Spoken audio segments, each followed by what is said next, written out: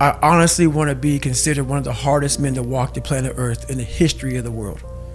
And what I mean by hard, I'm not talking about the guy who does the most pull-ups, the most sit-ups, runs the most. Just a person who's able to overcome any adversity in front of him, to figure out a way.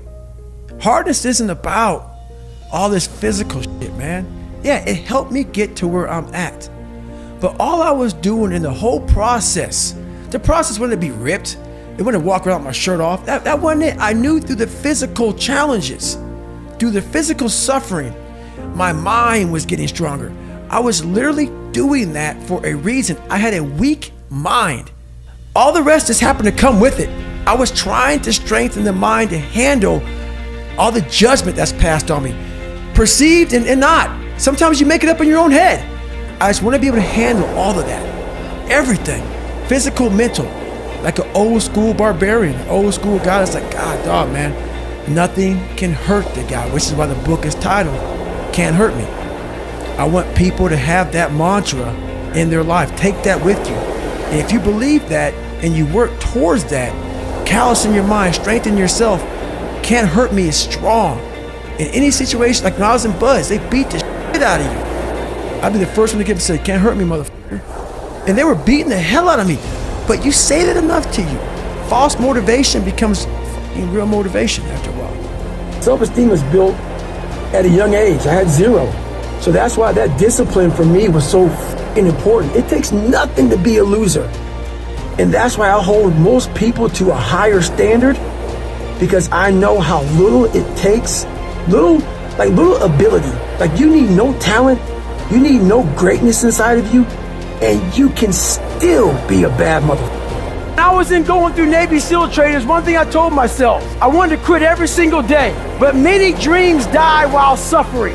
And many of us out here have suffered. And when you're suffering, I'm not talking about just physically, I'm talking about emotionally, spiritually. It could be a relationship. When you're suffering, you give up on the very things that you wanted the most. When I was going through pararescue, I wanted to be a pararescueman so bad, but that water haunted me. So when the suffering got too much, my dream died. And pretty much I almost died with it. If I didn't find Navy SEALs and getting past that hump and overcoming my demons and facing my demons every day, I would have never been up here today. You can't outrun your demons. They'll always know where you're hiding. Trust me at that. And I'm gonna end with this. Don't stop when you're tired, stop when you're done.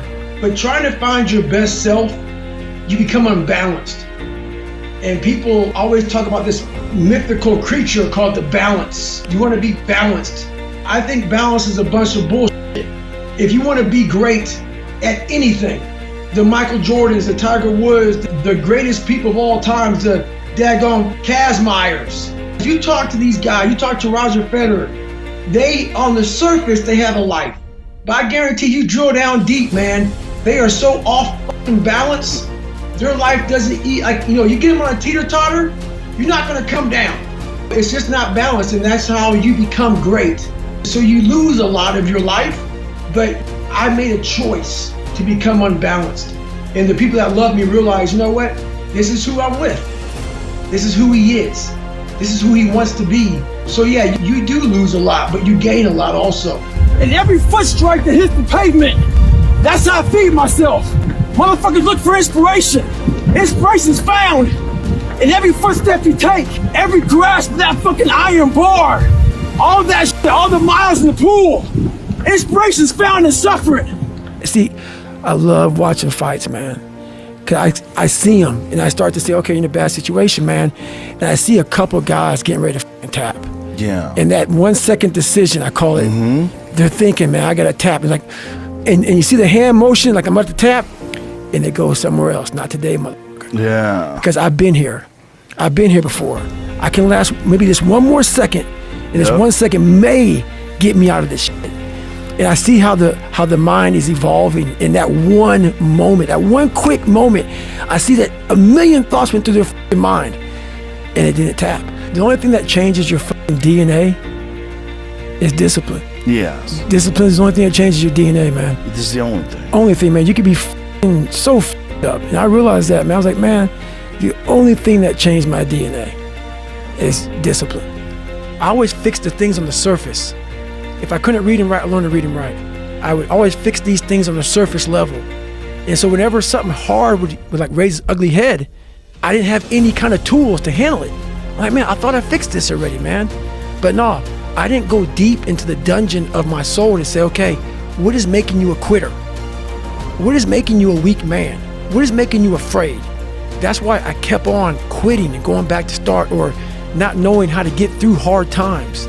You put a sword in the fire repeatedly and repeatedly. If you keep on doing that, you're gonna get a nice sword. And then you keep on beating it. You gotta beat the shit out of it. And that's what I am. Yeah. I became that. I said, okay, we can't quit. We gotta figure out why you are this pussy. Why are you this pussy, man? What is wrong with you? What's going on here? So I kept on putting the sword back in the daggone fire, and I just beat it harder. And I beat it harder.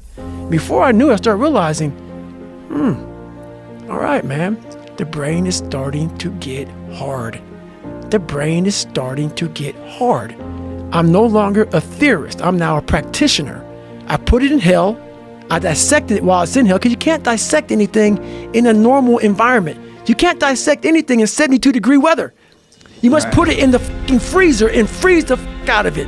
And then you dissect it. Dissect it when it's miserable. Dissect the brain when all it's thinking about is, I need to get out of here, man. I want to get out of the fucking freezer. Open the door. And he said, nah, 5 more seconds, man. 5 more seconds in the freezer. And that's when you start to pick that brain apart. And that's what all this stuff did to me. I kept on putting myself back into the freezer or the fire and beating the shit out of myself, mentally and physically. Before I knew it, this is what happened. We're scared to dive into our lives, what made us who we are. The beautiful people that we are, we're all jacked up in so many ways. That's the beauty of us. That's the beauty of me. I'm jacked up, but I figured out my own little process on how to get unjacked up. You know, I'm not gonna get the same way you're gonna get there. You may get there by going point A to point B. I might go point C to D to E to F. I'm gonna be there the same way you are, just a little harder. That's how I train my brain. This was like literally a trained skill for me, was I'm always preparing for like not being a bitch. I got to a point in my life where I realized this is life. And so I move on past things real quick. So people are like, oh my God, what are you gonna do, David, if you can't run? Motherfucker, I'll swim. Or I'll go to college, or I'll do something else. It's like, this isn't my life. I'm very aware how quick life can take shit from you. I've always prepared my mind for the next chapter. Man, when you've done what like Kobe Bryant. When Kobe retired that last game, he had like 60 points or some shit. He walked off the court. He didn't cry. He said, oh my God, I'm gonna miss the sport, whatever. He walked off. He gave everything he could. Man, when you fucking give what I've given, and motherfuckers like to say, oh, you don't know shit, which makes me who I am. I've given everything. People make, oh, you ran on up knees, you taped your feet up, you did blah, blah. You had 2 heart surgeries, you kept on going. Yep, sure did. I had somewhere to go. I had somewhere to go, and I got there. And buddy, when motherfuckers tell you, you can take a break now, hey, you're up. As long as my knees are halfway working, I got to run. You telling me, man, maybe a chance I can't run no more? Give me an excuse to not do shit, but as long as I have no excuse, I gotta do it. Because I was happy where I was. I gave everything. I gave everything to who I am. People, oh, I don't believe that. Don't believe it. I gave everything. And when you give everything, man, you have